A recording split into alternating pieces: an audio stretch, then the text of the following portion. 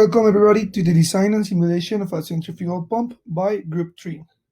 The members of the group are Angel Rodriguez, Hassan Vergara, and myself, Tomas Bravo.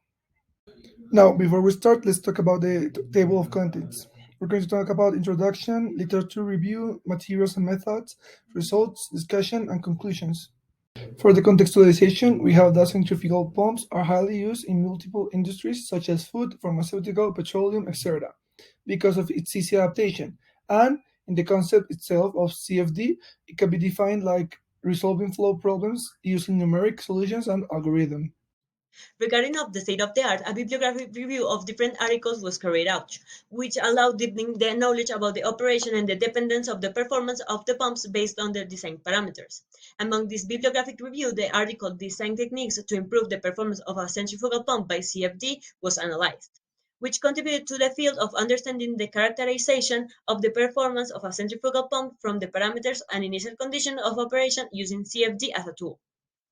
Additionally, the article CFD for centrifugal pumps was reviewed, a review of the state of art, which allowed us to understand the scope that explained cavitation and axial flow as the main challenges in pump design, its causes, and the impact it generates in the operation of a pump on an industrial scale, taking into account the damage caused by these variables in the industry. Finally, the article CFD Design and Analysis of a Centrifugal Pump was reviewed in order to understand the effectiveness of CFD in the study of performance of a pump by analyzing the pattern in the speed, profile, and pressure distribution that the pump presents by modeling it digitally. Now for the objectives, we have that the main goal of the project was to design and simulate a centrifugal pump following Goldich algorithm. On the secondary goals, we had the use of Autodesk Inventor, Excel, and Star CCM Plus to do simulations and design of the pump. For materials and methods, we can divide the project on 4 stages. The first stage was to design the pump on Excel. Here we established the operation conditions for the pump, such as flow rate, mass flow, viscosity, density, temperature, angles, number of blades, and numeric design of the volute and impeller. Then on stage 2, we make the creation of a 3D CAD model where we import the data from stage 1 into the app Inventor Disk 2021 and design the volute and the impeller. Then on stage 3, we did the meshing where we import onto Star CCM Plus the models of stage number 2 and we could implement the conditions defined in stage number 1. And finally, in stage 4, we did a simulation for multiple flow rates for water and mineral oil. Now, in stage 1, we designed the pump on Excel by plotting points of flow and total head and finding efficiency best point and optimum variables. The initial conditions can be shown in the chart below, where you can see angular velocity, optimum flow, entry angle, outlet angle, gravity density, and viscosity, also for water and for mineral oil. We can find also the equations for the hydraulic power, the plot of the volute we designed with 8 plates on Excel, and some initial conditions for suction pipe and discharge pipe. On stage 2, we developed the impeller and volute on Inventor by importing the data and extruding it. Here we can see the 3D models of the parts and the assembly. You can see the impeller, the volute, and an assembly of both parts. On stage 3, we did the meshing where we started with a million cells mesh with these conditions. Base size 2 centimeters, target surface size 100%, and optimization cycles 3. We also had a manufacturer data to compare with. That was the total head 120 and efficiency 73.8. We run this mesh of 2 centimeters base size and we obtained the following results when we had a total head of 124 meters and efficiency of 70.14%. For the thin layer, we were supposed to decrease the base size on 30%, but this caused problems of recirculation in the inside of the impeller and the cut water region specifically, which would later cause negative and wrong data for the reports of brake power and efficiency. So we only changed the target surface size to 80% and we run this layer. We obtained the following results. Regardless of this, we decided not to use the thin layer because of its high compute time and the differences with the manufacturer data.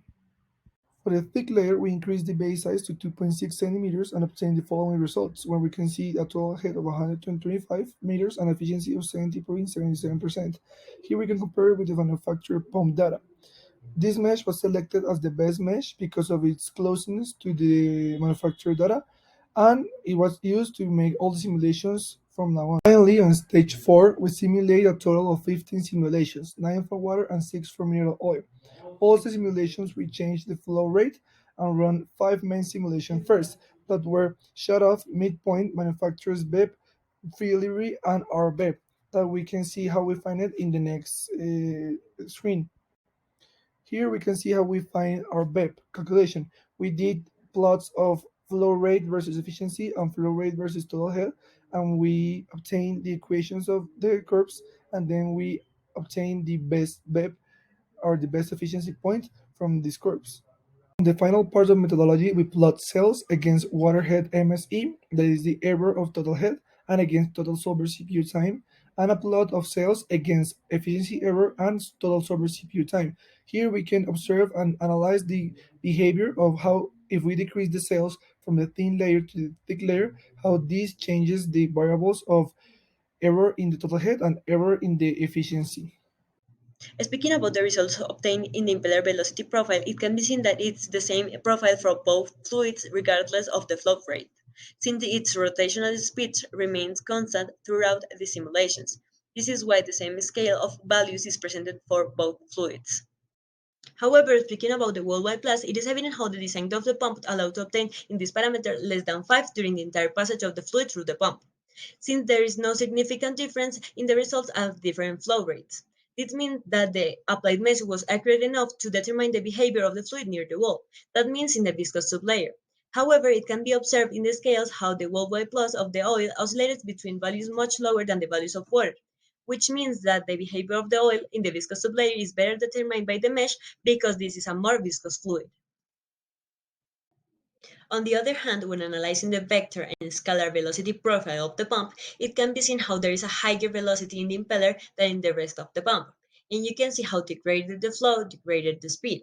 Additionally, a recirculation behavior is observed in the inner side of the volute, due to the fact that the cut water is not acting as a dividing wall that separates the fluid so that it exits through the outlet. Rather, that it is acting as a hole that allows the fluid to re-enter to the impeller, increasing the speed at this point. This behavior is also observed in the streamlines, where it is seen that the fluid re-enters to the impeller instead of exiting through the outlet. Observed in the streamlines, where it is seen that the fluid. The information above means that the pump is poorly designed. This is confirmed by talking about cavitation, because this is observed that there are points near the center of the impeller that cavitate. Those are the internal parts of the plate. Taking into account that at these points the absolute pressure is less than the vapor pressure of the fluid, creating a negative suction that tends to damage the pump, because cavitation allows the fluid to boil and create bubbles that affect negatively the pump. This cavitation is minimal. However, since it is present, it reduces the efficiency and effectiveness of the pump. Ideally, the pump should not cavitate, indicating a good design.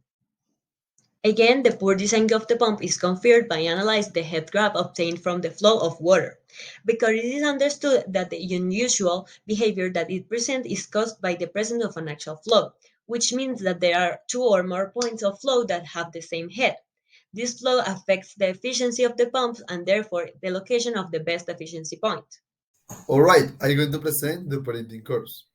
As shown in the figure, the total head versus the flow rate of the manufacturer pump and the design pump with water and oil. As mentioned before, we present actual behavior in the flows of water and oil, in comparison with the manufacturer's curve that has a radial flow, which is one of the target flows when we design a pump, since it provides optimal behavior in a certain range.